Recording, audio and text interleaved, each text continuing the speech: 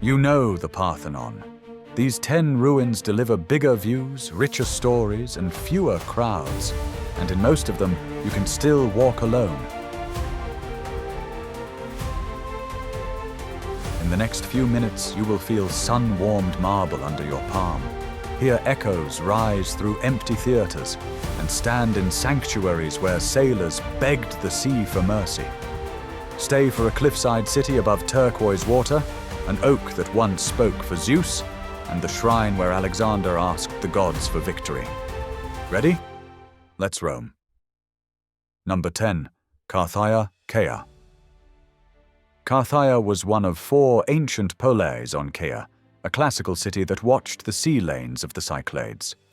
The approach is part of the story, a stony footpath where time brushes your ankles and cicadas thrum until the view opens in a single sweep. Doric columns of Apollo's temple aimed at the horizon, a pocket theatre folded into the slope, and city walls running the ridge before dropping toward twin coves. There is no barrier between ruin and seascape, only wind over grass and surf on pebbles. Explore the temple platforms, test the acoustics in the orchestra, then swim below with the ruins looking down, a small pilgrimage paid for with your steps. Number 9. Sanctuary of the Great Gods, Samothrace.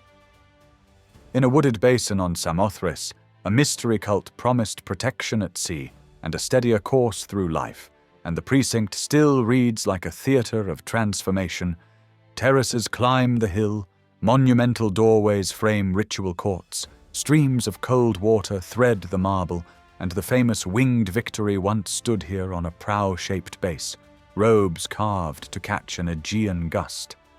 Picture torchlight on wet stone, drums under plane trees, and then the hush of water in the dark. Kings, captains, and traders came for initiation, and the island weather still animates the place, so it feels lived in rather than left behind. Number 8. Dodona, Epirus. Dodona is Zeus's original oracle, older than Delphi, set in a high valley below Mount Tomaros, where petitioners scratched questions on lead tablets, and priests listened to a sacred oak, and to bronze tripods chiming in the wind, reading those sounds as the gods reply.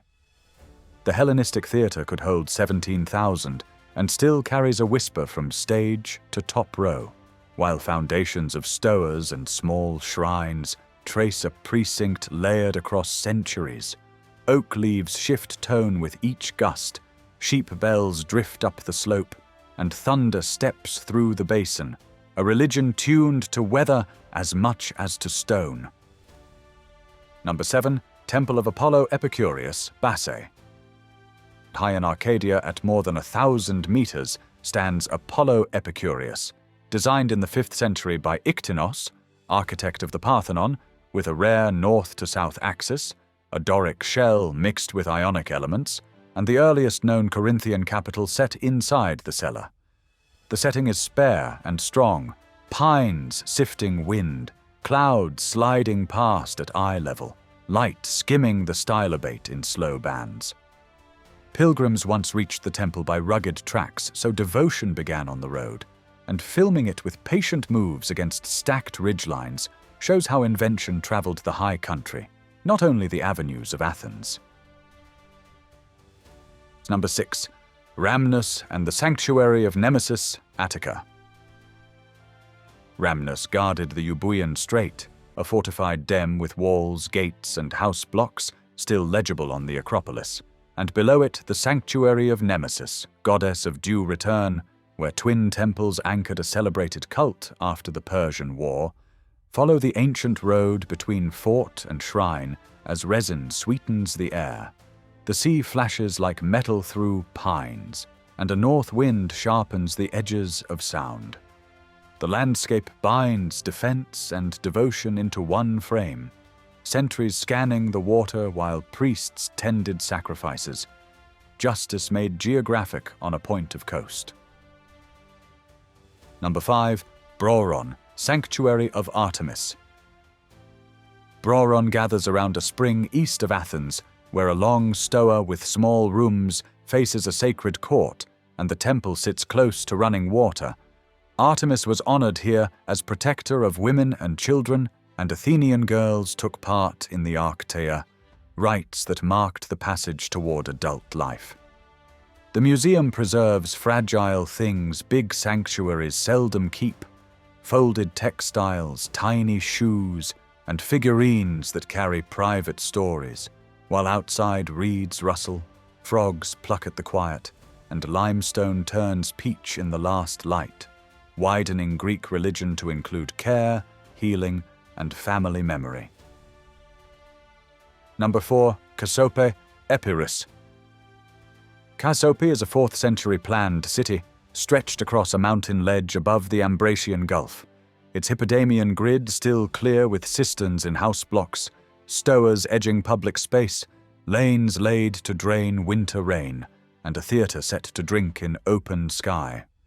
Rome's advance emptied the town and left a blueprint on the ground.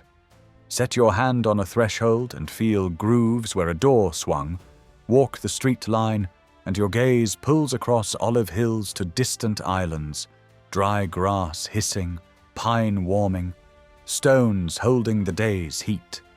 A whole community paused mid-stride and legible without a plaque. Number 3. Ancient Nemea, Corinthia. Nemea hosted one of the 4 Pan-Hellenic games in honor of Zeus, with a temple of Zeus that rises in tall standing columns and re-erected drums that restore its height, and a stadium set in a shallow bowl. Enter as athletes did through a stone-vaulted tunnel carved with ancient names, the air turning cool and sound softening before the track opens in a wash of light.